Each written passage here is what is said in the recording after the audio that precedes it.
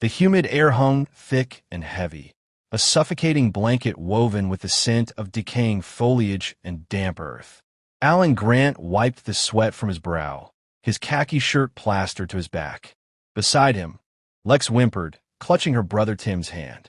The once bright Jurassic Park t-shirt she wore was now stained with mud and speckled with insect bites. Fear, raw and primal, etched itself on her face. Almost there, Alan lied, his voice raspy. The visitor center, their beacon of hope, was still miles away. The T-Rex escape had shattered the illusion of control, turning paradise into a prehistoric nightmare. They were following the river, hoping it would lead them back to the main road.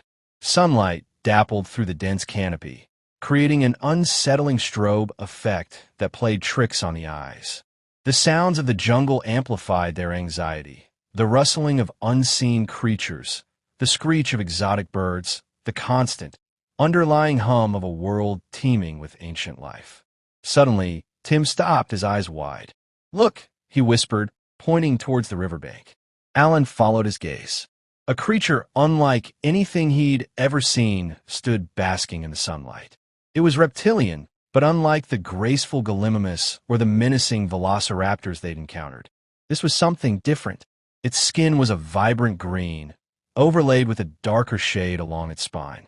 Yellow spots, like scattered coins, adorned the massive sail-like structure that rose from its back. This was a Dimetrodon, a creature from the Permian period, long before the Jurassic, a relic resurrected by InGen's hubris. Dimetrodon. Alan breathed, his scientific mind momentarily overriding his fear. A synapsid, mammalian ancestor. He knew it from fossils, from textbooks. Seeing it alive, vibrant, was a shocking testament to the power and recklessness of genetic engineering. The Dimetrodon was enormous, easily 12 feet long, with powerful legs and a thick tail dragging in the mud. Its head was strangely small in proportion to its body, but the jaws were lined with sharp, serrated teeth. It looked like a predator, a survivor. "Quiet," Alan hissed, pulling Lex and Tim closer. "We don't want to attract its attention." They crouched low, moving with painstaking slowness, their eyes fixed on the Dimetrodon. The air crackled with tension. The creature remained motionless, seemingly oblivious to their presence. They had almost passed it, their relief palpable when disaster struck. A branch snapped under Tim's foot, the sound echoing in the stillness like a gunshot. The Dimetrodon's head snapped up, its reptilian eyes locking onto them. For a heartbeat, there was silence. Then, with a guttural roar that resonated deep in Alan's chest, the Dimetrodon charged. Not at them, but toward the river. It plunged into the water with surprising agility, its powerful limbs propelling it forward. Its sail, now silhouetted against the sun, cut through the water like a monstrous fin. Their escape route was blocked. The Dimetrodon was heading straight for them, swimming with unnerving speed towards their side of the river. "Run!"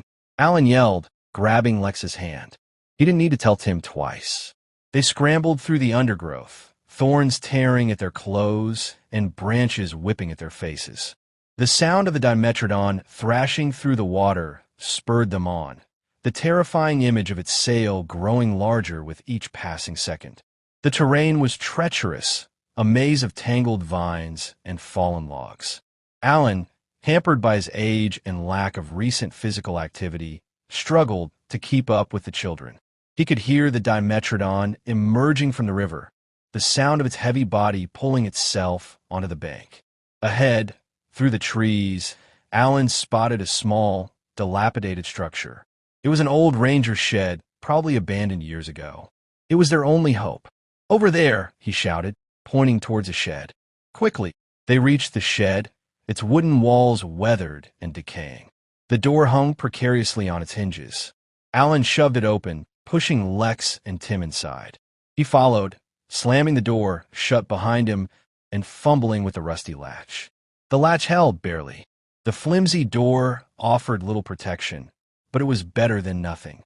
The shed was dark and musty, filled with the lingering scent of damp wood and rodent droppings. The only light filtered through cracks in the walls and a small, grimy window. They pressed themselves against the far wall, hearts pounding, listening for the Dimetrodon. The silence was almost unbearable.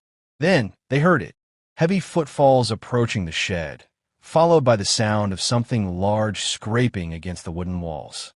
Lex whimpered, burying her face in Allan's side. Tim, despite his fear, stood his ground, his eyes wide and alert.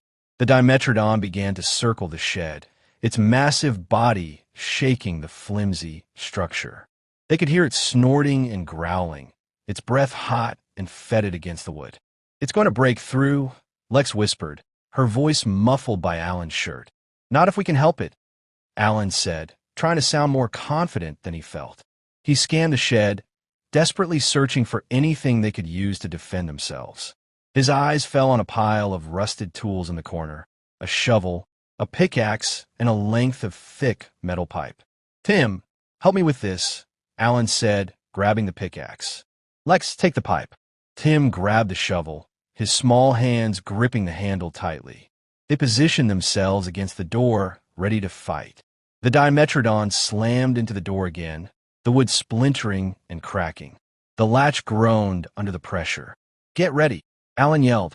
The Dimetrodon slammed into the door one last time, and the latch finally gave way. The door burst open, splintering into fragments, revealing the terrifying form of the Dimetrodon. It lunged forward, its jaws open, its teeth glinting in the dim light. Allan thrust the pickaxe forward, aiming for the Dimetrodon's head. Tim swung the shovel with all his might, hitting the creature's flank. Lex, surprisingly, held her ground and slammed the metal pipe against the Dimetrodon's snout. The Dimetrodon recoiled, momentarily stunned. Allan seized the opportunity, thrusting the pickaxe again and again, aiming for its eyes. The Dimetrodon roared in pain and rage, thrashing wildly. Its tail swept through the shed, knocking over the remaining tools and sending splinters of wood flying. The fight was brutal and chaotic. Allan, Tim, and Lex fought with a desperation born of fear, driven by the instinct to survive. They knew they couldn't kill the Dimetrodon, but they had to buy themselves time to create an opening to escape. Finally, they managed to drive the Dimetrodon back, its massive body retreating from the confines of the shed. It stood outside, hissing and spitting, its eyes filled with hatred.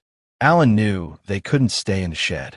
It was only a matter of time before the Dimetrodon broke through again. "We have to get out of here," he said, panting. "Tim, Lex, follow me. Stick close." He kicked the remaining pieces of the door out of the way and stepped outside, the pickaxe still clutched in his hand. The Dimetrodon was waiting for them, its massive body blocking their path. Allan took a deep breath, steeling himself for another confrontation. But then, something unexpected happened. A high-pitched screech echoed through the jungle. The Dimetrodon froze, its head snapping towards the sound. For a moment, it hesitated, its reptilian brain seemingly struggling with conflicting impulses. Then, with a final roar of frustration, it turned and lumbered away, disappearing into the dense foliage. Allan stared after it, his heart still pounding. He had no idea what had scared it off, but he wasn't about to question it. "Come on," he said, grabbing Lex and Tim's hands. "Let's get out of here." They ran, not stopping until they were far away from the shed, far away from the Dimetrodon. They didn't know what other dangers awaited them in the jungle, but they knew one thing for sure. They would face them together. They had survived the Dimetrodon, and they would survive Jurassic Park. Somehow.